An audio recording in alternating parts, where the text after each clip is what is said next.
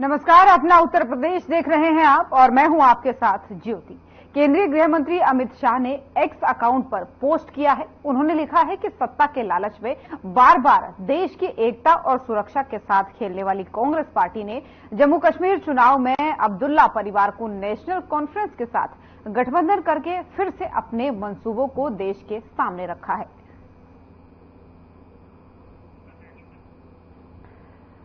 तो केंद्रीय गृह मंत्री और सहकारिता मंत्री अमित शाह ने एक बार फिर से कांग्रेस पर निशाना साधा है। दरअसल जम्मू कश्मीर में भी चुनाव होने वाले हैं हरियाणा के साथ साथ, और ऐसे में जो है इन चुनावों के पहले कांग्रेस पार्टी ने गठबंधन किया है। गठबंधन के साथ चुनाव लड़ने वाली है जम्मू कश्मीर में, तो उसी को लेकर निशाना उन्होंने साधा है।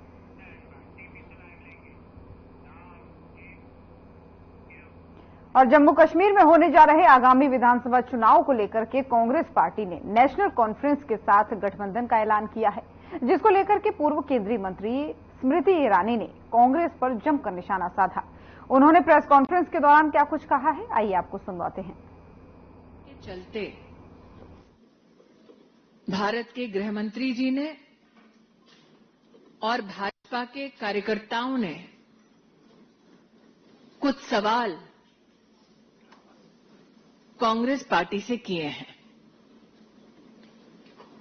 नेशनल कॉन्फ्रेंस की ये घोषणा है कि वो जम्मू कश्मीर से धारा 370 दोबारा वापस लाकर अशांति का माहौल न सिर्फ जम्मू कश्मीर में बल्कि राष्ट्र भर में लाने का दुस्साहस करेंगे। क्या धारा 370 का पुनः स्थापन होना, दोबारा धारा 370 लागू करना, क्या कांग्रेस पार्टी की ये मंशा है? क्या कांग्रेस पार्टी कश्मीर में नौजवानों से बात करने की बजाय वो लोग जो आतंकवाद को बढ़ावा देते हैं, वो लोग जो पाकिस्तान के साथ वार्ता करने की बात करते हैं, क्या नेशनल कॉन्फ्रेंस के इशारे पर कांग्रेस पार्टी को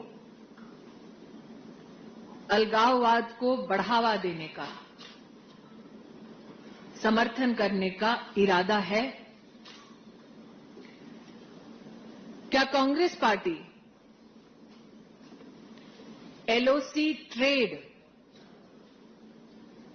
शुरू करने के नेशनल कॉन्फ्रेंस के निर्णय को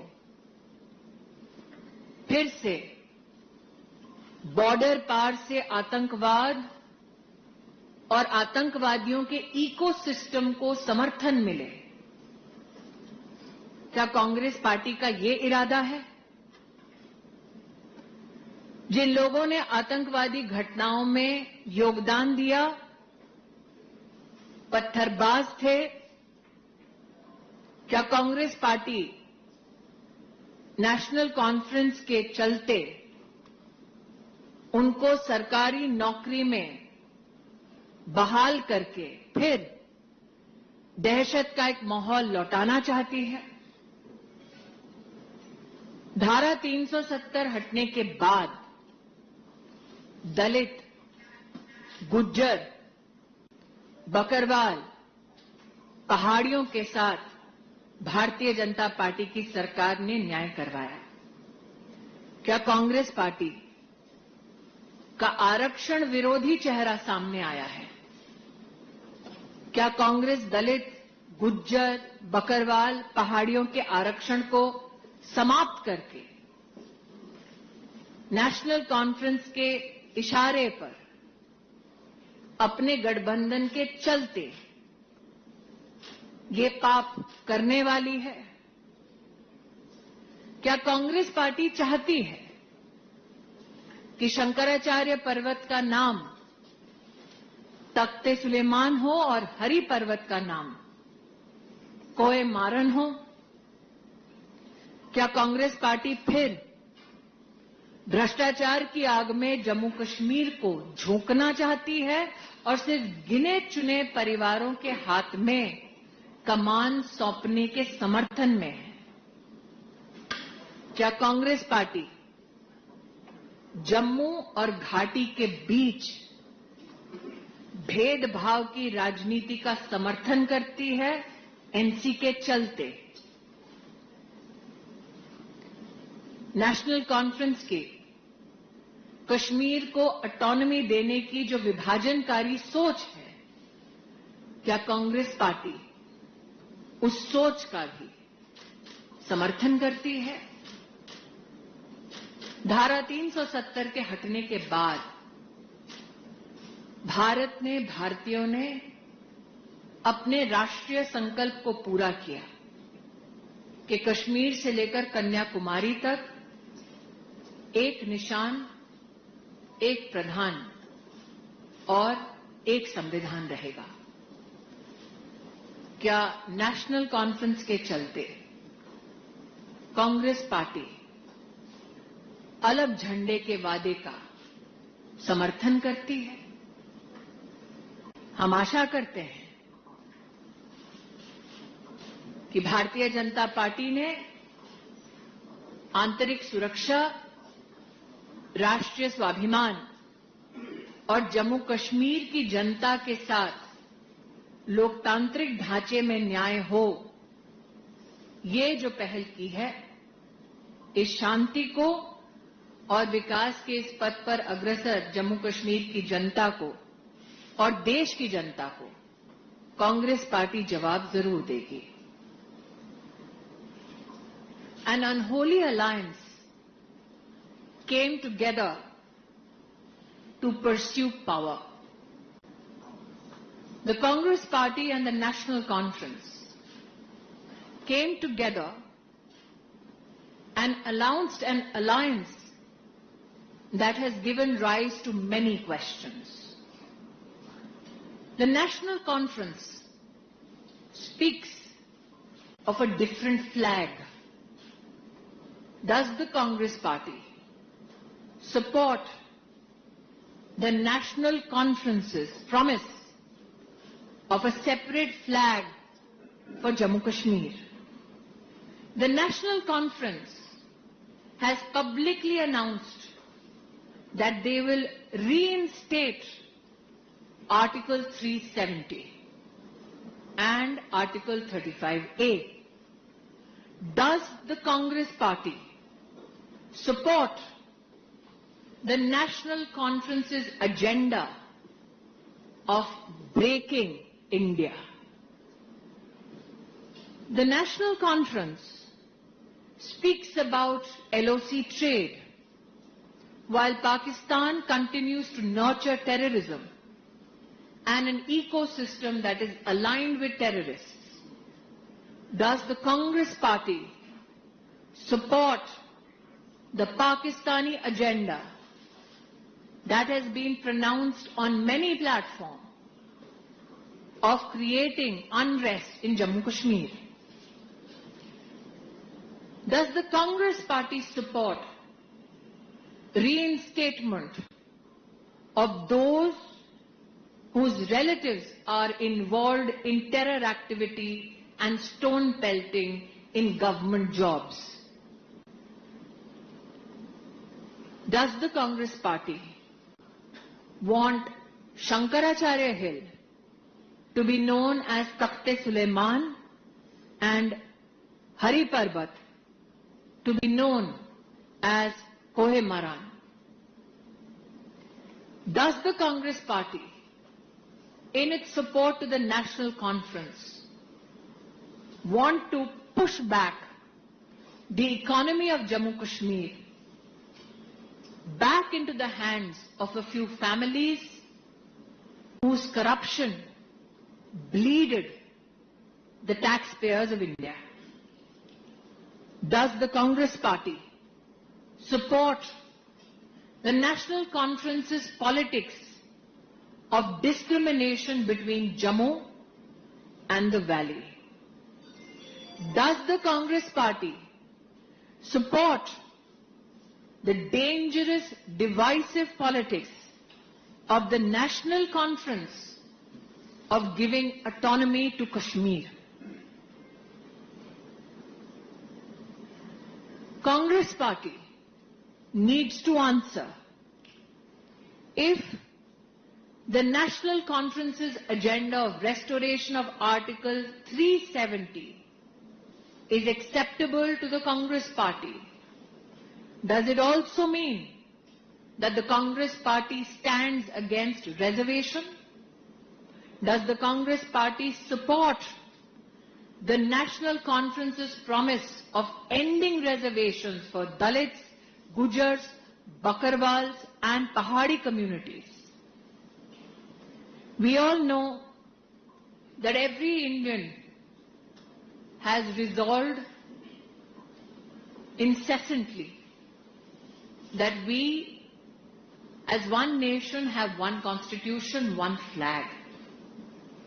Does the Congress party believe not in one constitution, but do nishan, do pradhan and do samvidhan? The unholy alliance gives rise to many a question. चलिए बढ़ेंगे खबरों में आगे। नोएडा सेक्टर 63 पुलिस ने एक ऐसे आरोपी को गिरफ्तार किया जो फर्जी एसपी जिला कलेक्टर बनकर ठगी की वारदात को अंजाम दे रहा था। पुलिस ने मामले में कार्रवाई करते हुए पुलिस की छवि को धूमिल करने के आरोप में आरोपी पर संबंधित धाराओं में मुकदमा दर्ज कर कार्रवाई की है। आरोपी की पहचान धीरेन्द्र यादव के रूप में हुई है, जो मध्य प्रदेश के जनपद टीकमगढ़ के गांव बारी का रहने वाला है। आरोपी के कब्जे से वारदात में इस्तेमाल मोबाइल भी बरामद किया गया। वहीं आरोपी धीरेन्द्र यादव ने बताया कि वो आम लोगों की सुविधा के लिए चलाई गई है। पुलिस की यूपी कॉप 1 का गलत इस्तेमाल करता था और दूसरे स्थानों पर चयन कर एफआईआर निकाल लेता था। फिर एफआईआर में दर्ज मोबाइल नंबर पर कॉल कर शिकायत के आधार पर लोगों से पैसे वसूलने का काम करता था। जो लोग पैसे देने से मना किया करते थे वो उन लोगों को कार्रवाई न करने की धमकी देता था और आरोपी पिछले 1 साल से इस तरह की वारदातों को लगातार अंजाम दे रहा था। आपको बता दें कि इस पूरी वारदात का खुलासा तब हुआ जब एक पीड़ित ने बताया कि उसने एक मामले में पुलिस में शिकायत दी थी, जिसके आधार पर फोन आया और पैसों की डिमांड रखी गई, जिसके बाद से पीड़ित ने मामले की जानकारी पुलिस को दी और शिकायत पर पुलिस की टीम ने एक तैयार करके एक टीम त्वरित कार्रवाई करते हुए आरोपी को उसके गांव बारी में ही गिरफ्तार कर लिया।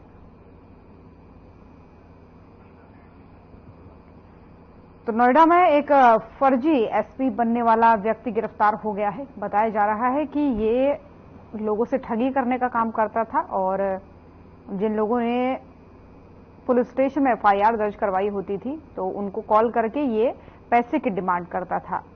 जब एक व्यक्ति ने थाने में दोबारा शिकायत दी और फर्जी कॉल आकर के धमकाने की बात कही, तब जाकर के पुलिस ने इसके खिलाफ एक टीम गठित करके जांच पड़ताल की तो इस आरोपी की गिरफ्तारी हुई।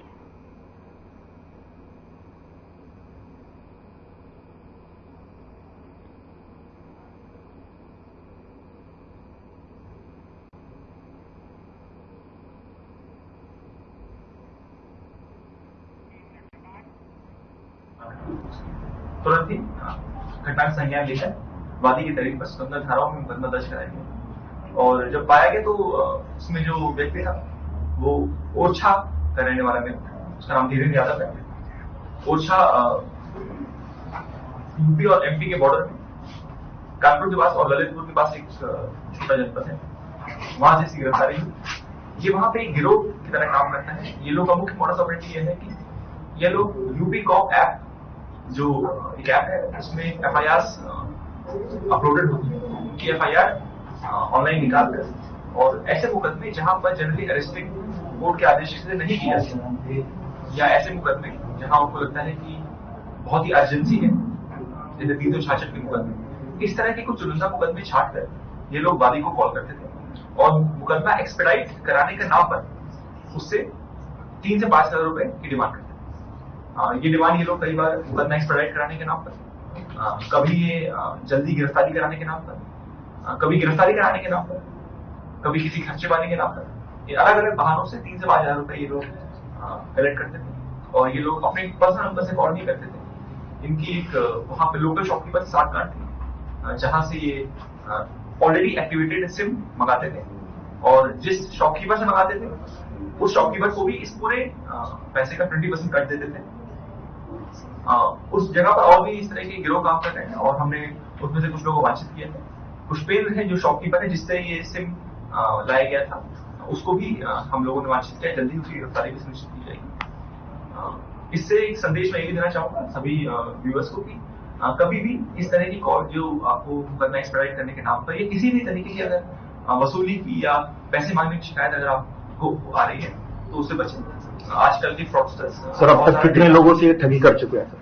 ये पिछले 1 साल से ये काम कर रहा था और नोएडा फेज 1 में भी हमको एक मुकदमा मिला है जिसमें बाकी गौरव के पैसे इसको दिए गए, वो भी मुकदमा हमें इसका मिला है। इसके अलावा अन्य जनपदों में भी इसके मुकदमे तलाश ठगी का तरीका यूपी कॉप ऐप से FIR नंबर और फोन नंबर वाले का डाउनलोड करके कॉल करके उनको मुकदमे एक्सपेडाइट कराने के नाम ये लोग खुद को क्लेम करते थे कि पुलिस से या कलेक्टर है या जिला प्रशासन में कोई बड़ी पद पर है, अलग अलग पद के नाम यूज करता था और आमतौर पर ये जो व्यक्ति है ये उन जिलों में कॉल करता था, उन जिलों के FIR डाउनलोड करता था जो इसके मूल जनपद से दूर। सर अभी कोई आपराधिक इतिहास देखा जा रहा है इसका कोई? हाँ, इसका आपराधिक इतिहास हमको हम और राज्यों में भी और बाकी जनपदों में भी खंगा। कितना पढ़ा लिखा है? ये 10वीं फेल है, 9वीं पास है 10वीं। इस गैंग में टोटल कितने लोग हैं? इसमें और भी लोगों की तलाश हो रही है। अभी हम लोगों ने एक व्यक्ति जिसका नाम पुष्पेंद्र उसको भी वांछित किया है। इसके अलावा अन्य भी लोगों की इसकी तलाश जारी है।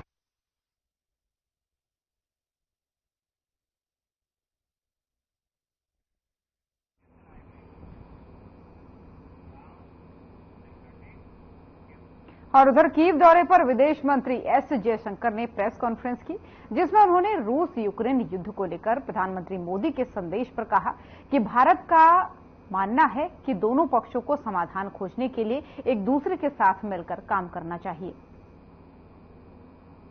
Also want to I'll come to the joint statement, but there's a particular segment in the joint statement which pertains to the conflict.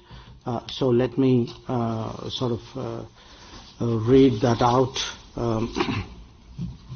which is that the Prime Minister reiterated the need for sincere and practical engagement between all stakeholders to develop innovative solutions that will have broad acceptability and contribute towards early restoration of peace.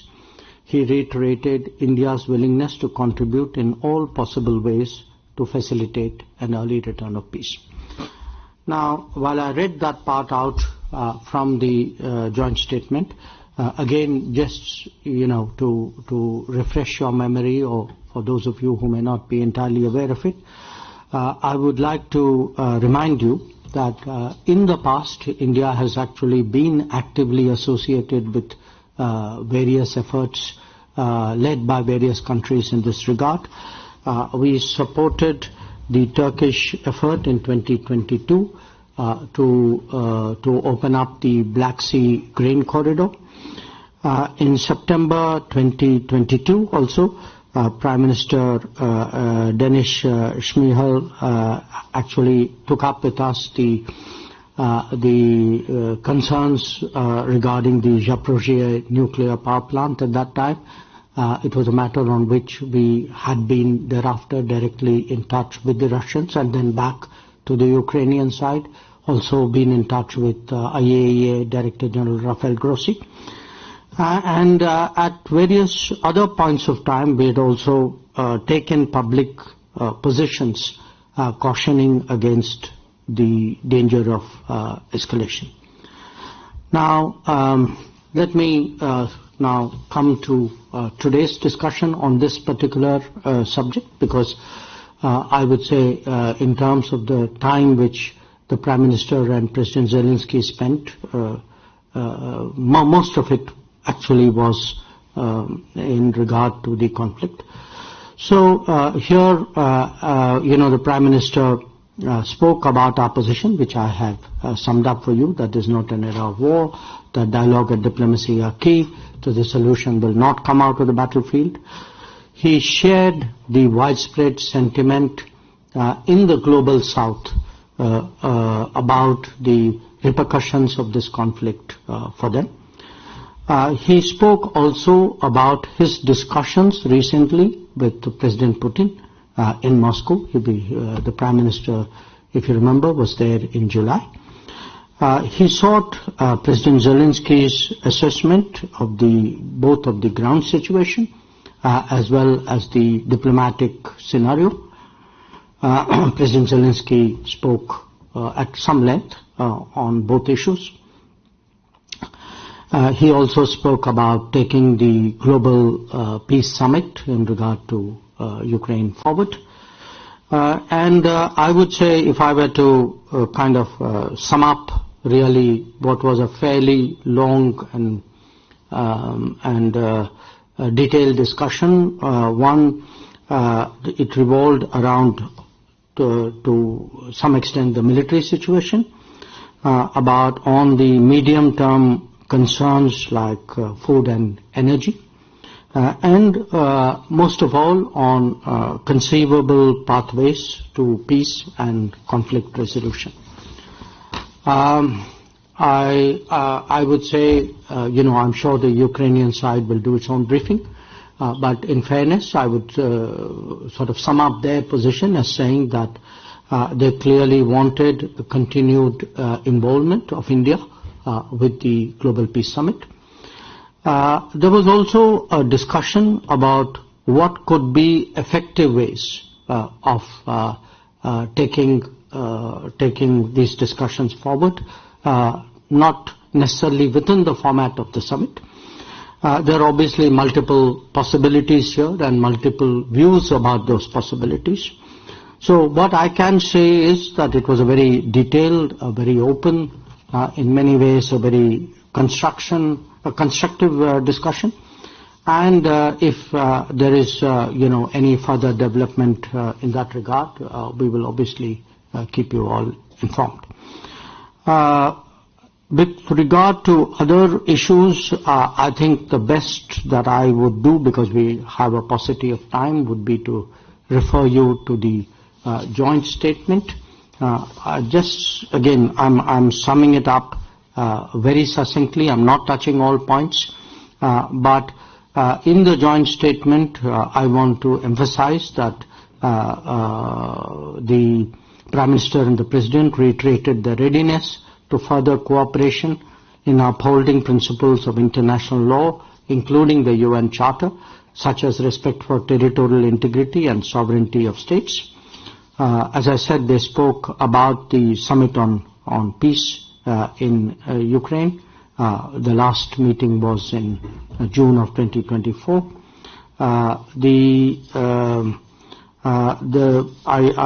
In terms of our own positions, I think I read out for you that particular paragraph.